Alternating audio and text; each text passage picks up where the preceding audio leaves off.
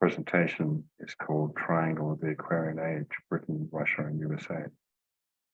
Now, I realize I might be going over things that we've looked at yesterday and today even, but as I said before, repetition doesn't hurt to really carve into our minds the understanding of some of the essential energies we're dealing with nations. So there will be some repetition here, but we're looking also at the subject from slightly different angles. And so we are looking at the fundamental forces of this triangle: Ray 2, love, wisdom; soul ray of both the USA, of Britain, where it says 2621 here; Ray 6, idealism, devotion, which is the outgoing cycle of the ray now. And the personality ray of both USA and Russia. Okay. Then we're looking at Ray 7 as the soul ray of Russia, the incoming cycle of the seventh ray, which is gaining in strength rapidly, I think. And we're also looking at Ray 1 and its power. It's supposedly out of incarnation at the moment, but is coming into power, back into expression again. And so they are the ray forces of the nations. And then we have the zodiacal forces through which the rays express: USA, Aquarius soul; Russia, Aquarius soul; USA, Gemini personality; Britain, Gemini soul. So we can see these connections between nations, as Melbourne and others have mentioned yesterday. And Russia, of course, has a Leo personality, the opposite sign to Aquarius. Britain has a Taurus personality. Quite often in the personality expressions of nations can be problematic, or can express the shadow of that particular nation, but also in the distorted expression of the soul qualities too. For instance, Britain is a Gemini soul, and the Tibetan mentions in esoteric astrology how Britain expressed many of the lower expressions of Gemini throughout its career, if you like. And equally so, it's able to express, of course, the higher note of Gemini. Gemini being the sign of communications primarily. So there we have, and I'm going to be, in this presentation, I'm going to be coming back to some of these themes. So don't worry if you don't take all this in right now. I know some of you have been looking at this for a few years anyway, through my newsletters and so forth. But this is the triangle of the Aquarian age. And we deal with what is, what we have before us, these nations that the Master has told us has the karma and the dharma to lead us into the next 2,000-year cycle. So it's an extraordinarily important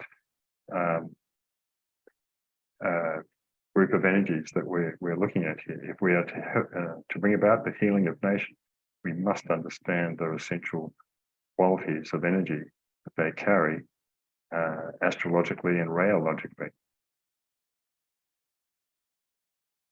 So, and this quote we go through again just briefly. There are three great fusing energies or vital centers present upon our planet.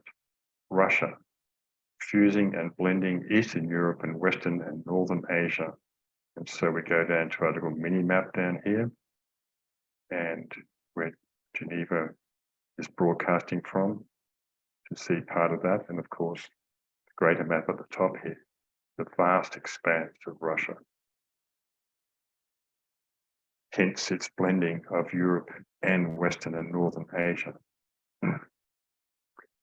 2, the United States and later South America, he has here in brackets, fusing and blending Central and Western Europe and the entire Western Hemisphere.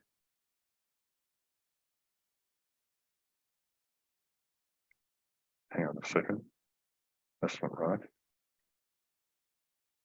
I think something's jumped out of context there. Just a moment. Just going to look something up here.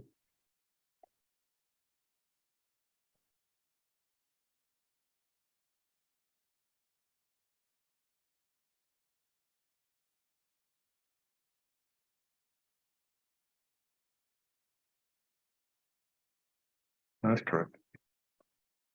So, where am I?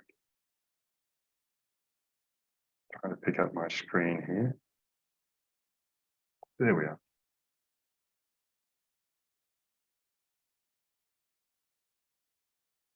So,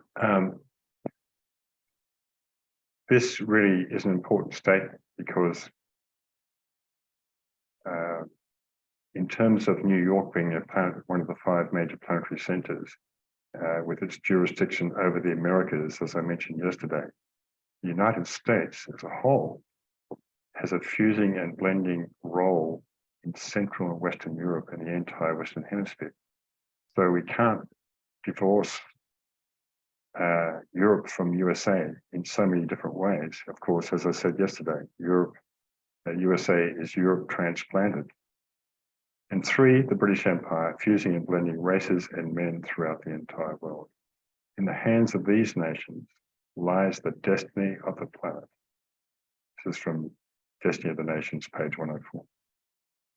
So quite an extraordinary statement that we really is such a fundamental, foundational factor that we have to always have in consideration with Europe. One of the main reasons why there lies the destiny of the planet is because Russia and USA have Aquarian souls, as I mentioned yesterday, and only one other nation has an Aquarian soul, and that is the Netherlands or Holland.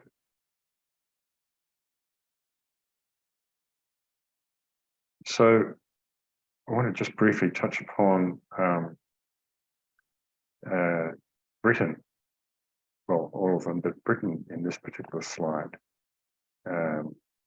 The leading nation of the 5th root race, a spiritually advanced nation in the family of nations, we are told by DK, and which, of course, is home to London, one of the 5 major planetary centers, proposed as the throat chakra of the planet, or mind, where the mental vehicle is anchored. And Britain's Gemini soul is in harmonious trine to the Aquarian souls of USA and Russia. So Britain down here, Gemini, Aquarius, USA, Aquarius, Russia. It's not a proper grand trine in there as the zodiac shows, but it's just giving you that sort of visual. So Gemini here plays a very important role because it is the communicator. It is the bridging antikarana kind of energy, is the sign of relationships par excellence, where Gemini is able to find something in common with an individual, a group, or a nation, and that leads to a dialogue and friendship. So we often think of Libra as being more the sign of, but that's more to do with personal, individual relationships, although it has a connection to Gemini. So, and in fact, Libra rules London. London creates an air-ground trine to Aquarius and Gemini. So we have the whole air-ground trine activated through Britain and London and their ruling signs, the Gemini soul of Britain and the Libra personality of London. Now, and this, so, and I've underlined this word here, theoretically, this allows harmony between the 3 nations.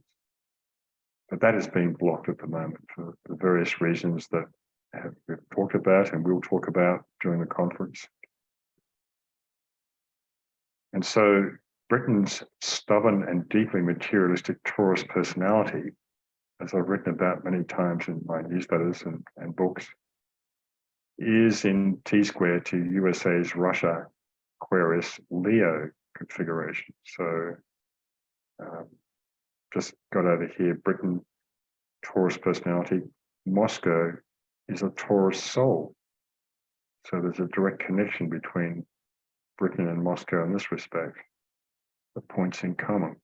And yet Britain's Taurus personality makes a T-square to London's Leo soul and USA, Russia's Aquarius soul. So there's all sorts of dynamics going on here that would take a couple of chapters of a book, I think, to really tease out and show you in a way that's much clearer than what I'm showing here. But just to touch upon these relationships that exist between major cities in Europe or around the world and the nations themselves. At least that's how I see Britain's Taurus personality currently. All entities do change their personality rays and zodiac signs at different times. But I still see Britain with a Taurus personality at this point in time. The problem preventing, in my view, my personal view, preventing unity of nations, of this nation's triangle, is the revival of the Cold War against Russia by NATO and the West.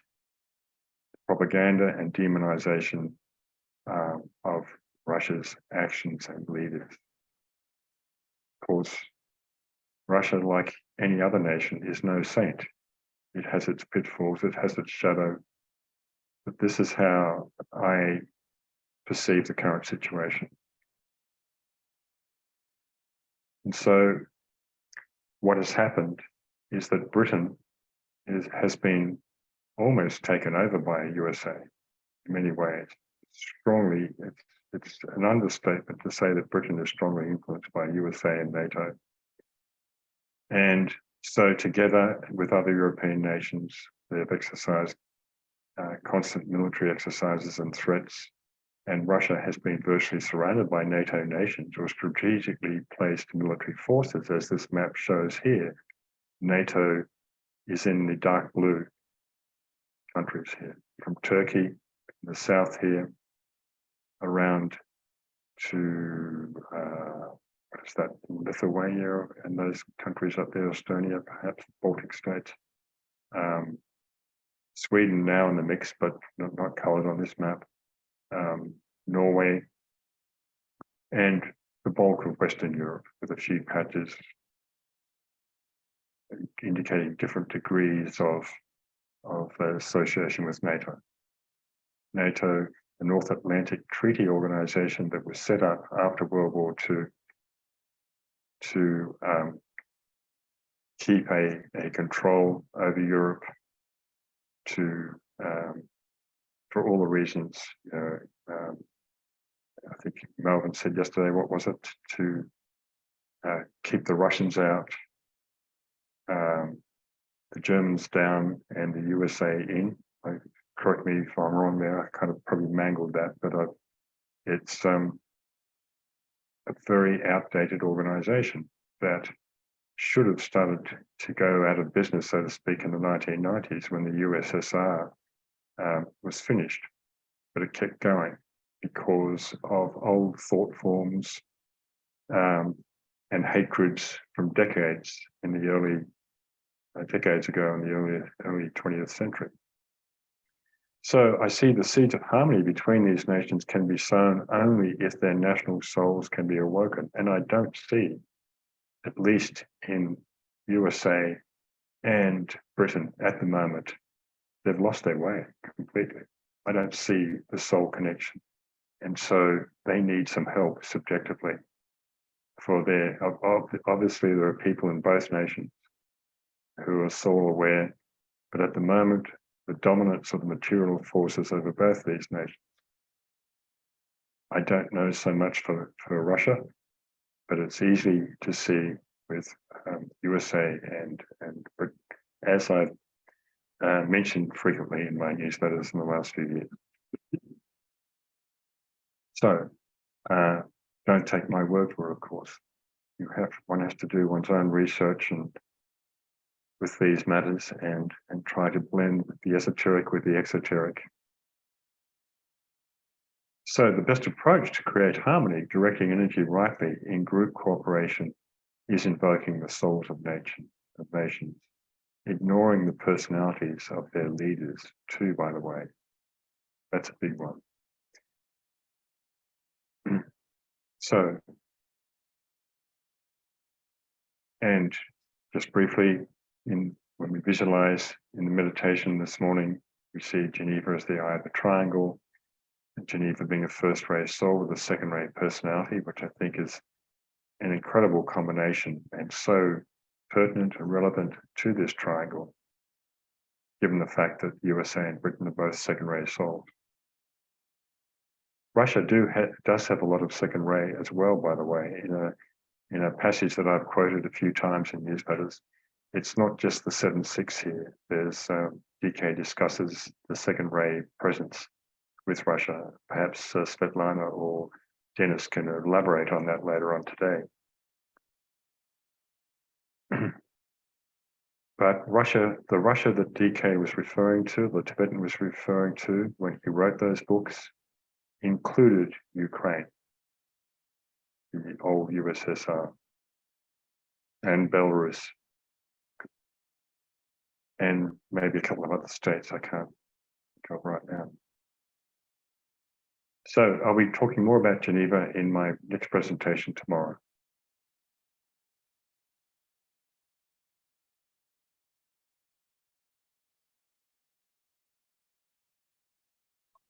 So just looking at the chat here. Okay, just a bit of chatter going on there. That's fine. So again, we went through this in the meditation. In meditation, we pour the light of our group soul through the 3 cities of these nations. You may have noticed that I referred to the Kremlin as the old part of Moscow because it has a lot of negative connotations, unfortunately. You see the newspaper saying the Kremlin, the evil heart of Moscow and all that kind of stuff. We have to break through a lot of these old thought forms and tropes that have been existing for decades. And this is the subject of my talk on propaganda in the 4th day of the conference, where we look at, and in fact, I did mention it a bit further on in this presentation as well. So the mottos of these nations: USA, I light the way, just as the beautiful Statue of Liberty icon represents, an icon for the planet, not just the USA. Britain, I serve through theoretically the rule of law, but we've seen this rule of law deteriorate considerably in the last few years. Russia, I link the two ways between the East and the West. And so Christina mentioned yesterday the well-known quote of DK about the Near East. So many of the world's insoluble problems can be only solved at the subjective level. This is what I said yesterday as well. Meditating groups of the new group of world servers can transform crystallized thought forms within the planetary mental body. Some are very ancient, even thousands of years old. These thought forms, clairvoyantly perceived, can be seen as patches of dark clouds around the planet, such as the very large one that is hovering over, quote, the entire area of the Near East and Europe, Greece, Yugoslavia, Turkey, Palestine, the Arab states, Egypt, and Russia are under a heavy overshadowing cloud. Not sure what book that's from. It's from one of the Tibetan's books. And this circle here pretty much encapsulates that area, which of course includes at least southern Russia and Ukraine, Romania, Slovakia, Greece, Turkey, Iraq, Syria, Saudi Arabia, Jordan, Egypt, of course, and Libya. And that, of course, has been a major trouble spot for all the oil wars that we've seen in the last century or so, on and off, of the plundering of resources in the Middle East. But this overshadowing cloud is thousands of years old, if not more.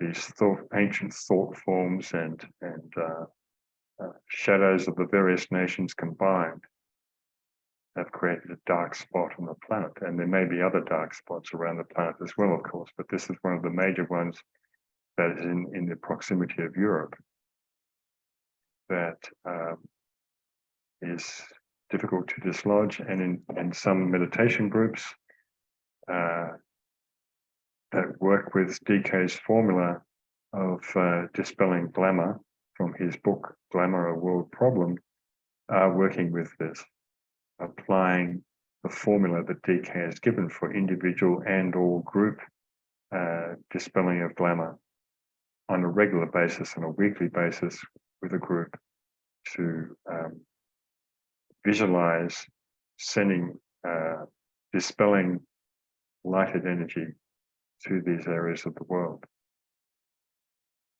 As I said here, so many of the world's insoluble problems can only be solved at the subjective level, which means working on the mental plane, dissolving these thought forms upon the astral and mental plane. This is where the many centuries of glamour have compounded the strength of these thought forms, these crystallized old patterns upon the mental plane. So, just going to the chat for a second.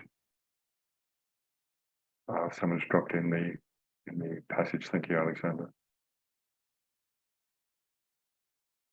Irina says, what you see in the triangle is the image representing Moscow here. It's not the Kremlin, unless someone wants to be representation to be the one prominent Orthodox Christian churches of Moscow. Thanks for clarification there. But I'm just looking at iconic images like Big Ben, the old buildings in Moscow. Of course, modern Moscow is a completely different city. It's quite amazing. So as 2025 approaches, the centennial conclave of the hierarchy in Shambhala is about to get underway, just around the corner.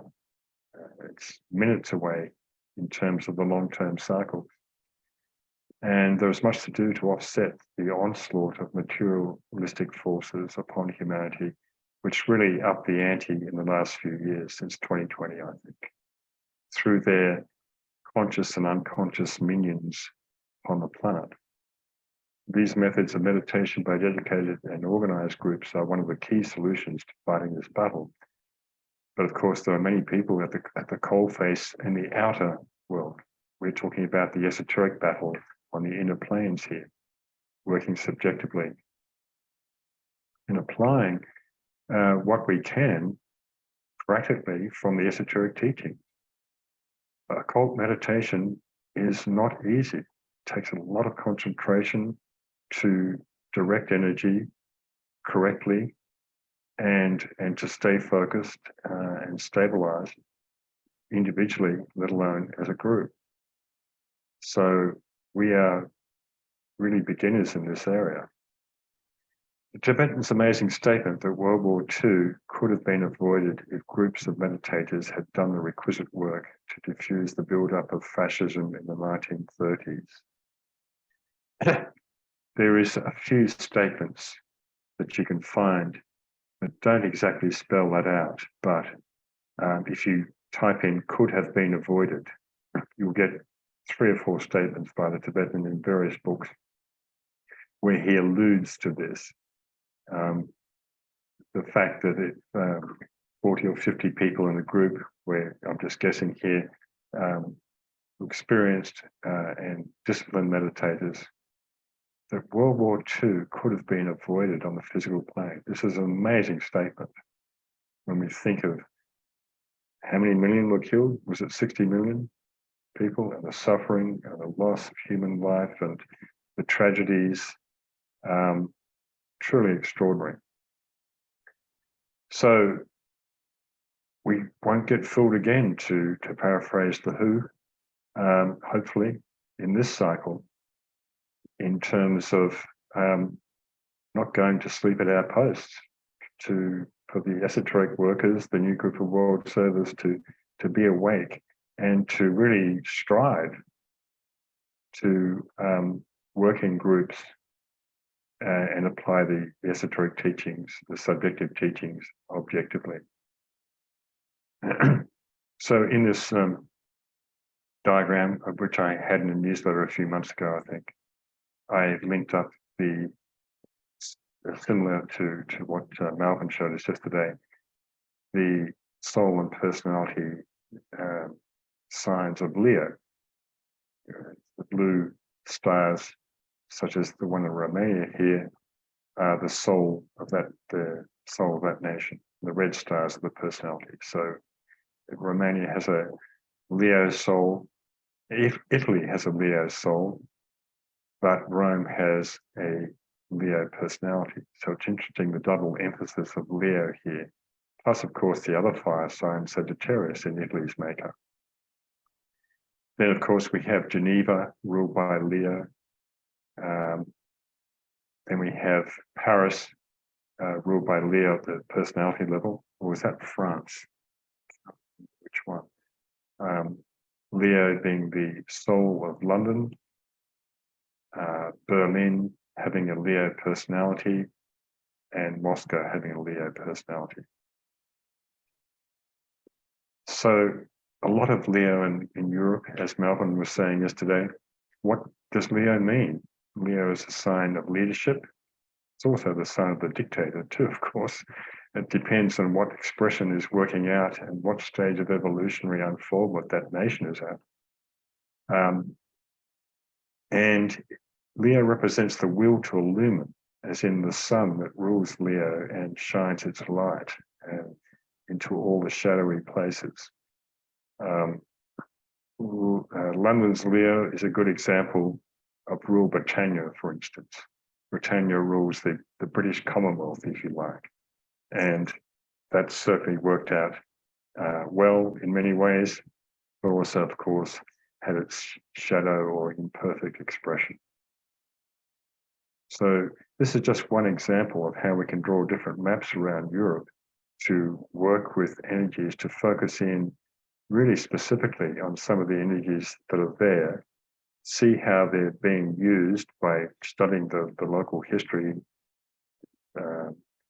present history and older history, and work out various relationships. There are various triangles within this particular pattern here, of course. So it's a big job, and that's something that will take probably decades or centuries for esoteric students to apply. But we are making a very humble start with this in this early part of this century.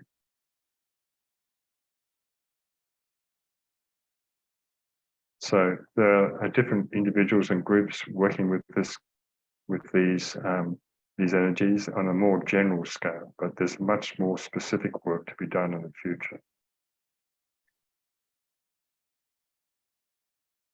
So how do we as esoteric students transcend our differences of opinion on the world situation? We all have opinions that are gleaned from varying degrees of informing ourselves. How well informed are we? I don't intend to answer all these questions, by the way. These are rhetorical questions. How much cultural and media conditioning affects our point of view? How much has decades of propaganda built our worldview? How true is this fact? One group, a minority, feels that the Western narrative is totally wrong, whilst a majority, perhaps, appears to think that the USA-NATO narrative is correct.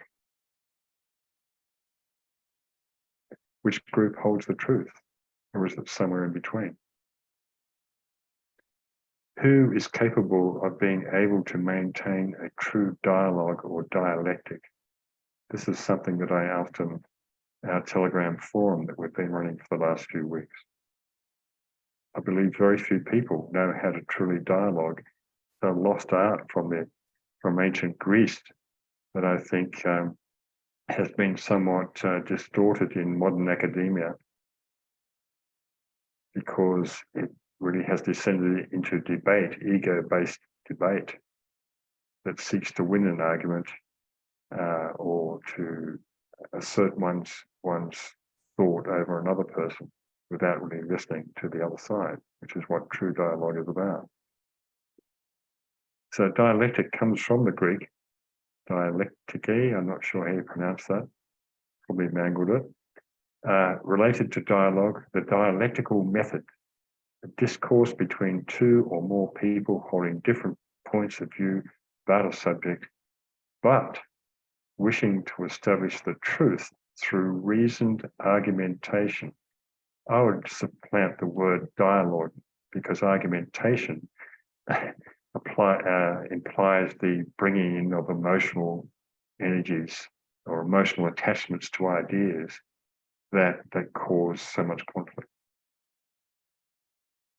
Dialectic resembles debate, but the concept excludes subjective elements such as an emotional appeal and rhetoric. And the word rhetoric, what does that mean? The art of persuasion with grammar and logic, or dialectic, is one of the three ancient arts of discourse. So dialectic is logic, it's using the lower concrete mind, and we can only go so far with that, of course, with regard to ideas. And of course, we have a diagram over here. Some of you may be familiar with the Hegelian dialectic synthesis that results from thesis, antithesis, and so forth. I would guess that most esoteric students have no idea what this is. I'm pretty ignorant about it myself either. I know I passed over it in my history lesson at school. So we aspire to work from the soul level, but many of us are ill-equipped to even work at dialogue at the physical personality level. To the point I want to make this talk.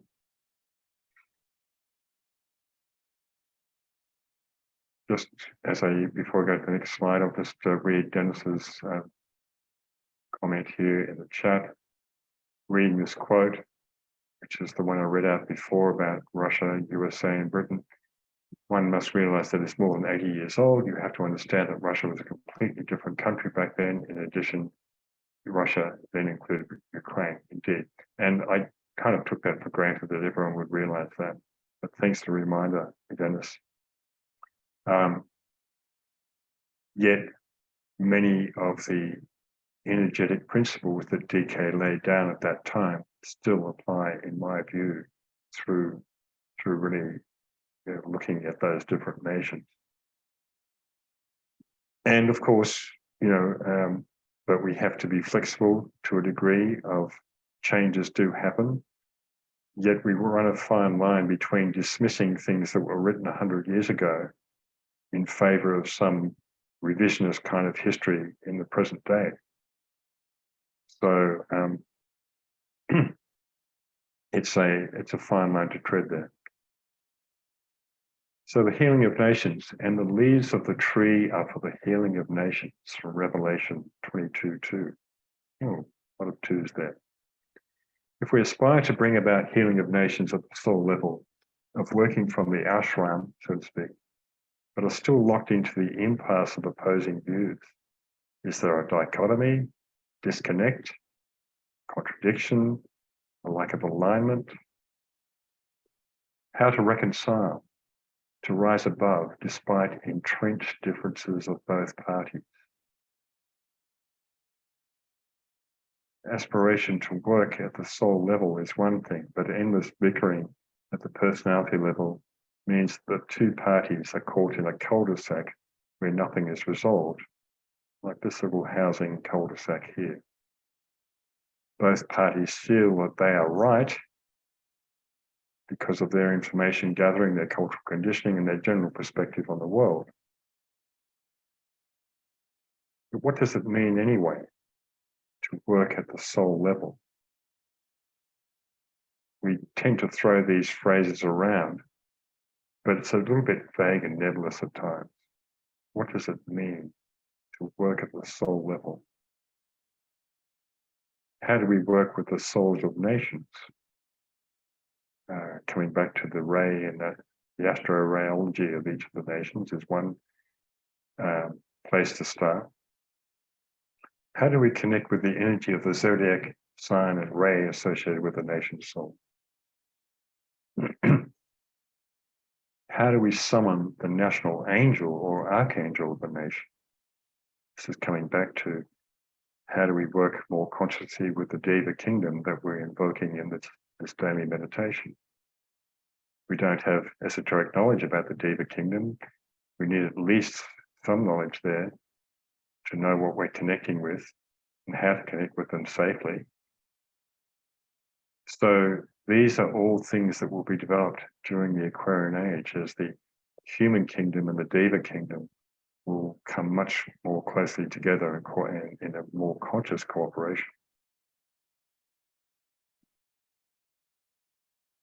Another table that you can look at perhaps later, it may be confusing for some of you, but I've just listed Switzerland and Geneva, who have been given zodiac and ray assignments, Britain, USA, Russia, London, New York, Washington, and Moscow being four primary cities that are related to the planetary center of New York, of course, but Washington being the political center in the USA.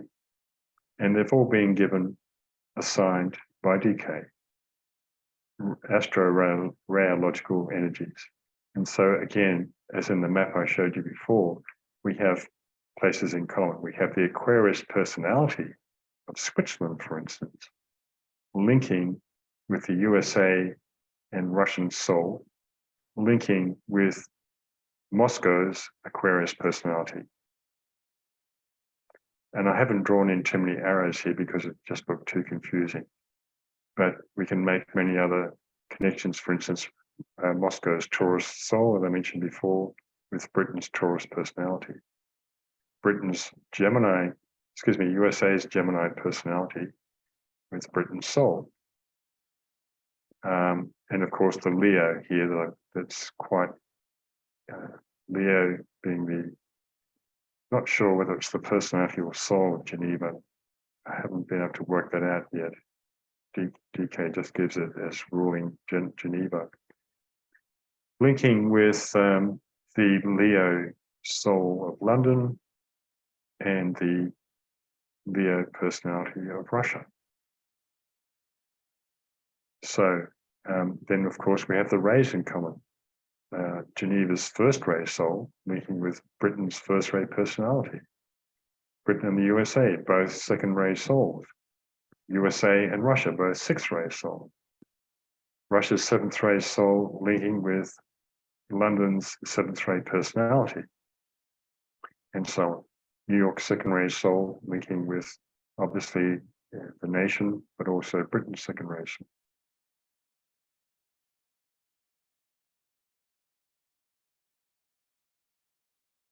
So I'll leave it at that. A lot to take in, obviously, and I'll make this available on our page for people to peruse in their own time. Irina says, is Taurus the personality of Moscow in particular? That's right. No, sorry, the soul of Taurus. Aquarius is the soul of Moscow, which links obviously with the Russian Aquarius soul. So extraordinary kind of Leo Aquarius, strong Leo Aquarius associated with that nation. Of course, they're two polar opposite signs. And just to mention that, as we move into the Aquarian age, the Leo polarity is being activated in terms of a kind of individuation of humanity, of them rising out of the previous sign Cancer's mass consciousness into more individual expression. And this is what we've been seeing in the last century. People individuating, nations individuating more, becoming into more specific expression, if you like, more advanced mental expression. And this is part of the problem right now, of course, because we are dealing with the shadow of the fifth root race and the shadow of the lower concrete mind, the pride of mind, and the humility factor that was discussed yesterday. So another comment in the chat, perhaps, just about time up, I think. Yeah, a couple of more minutes. Any other questions or comments from anyone? Or you can put your hand up if you want to.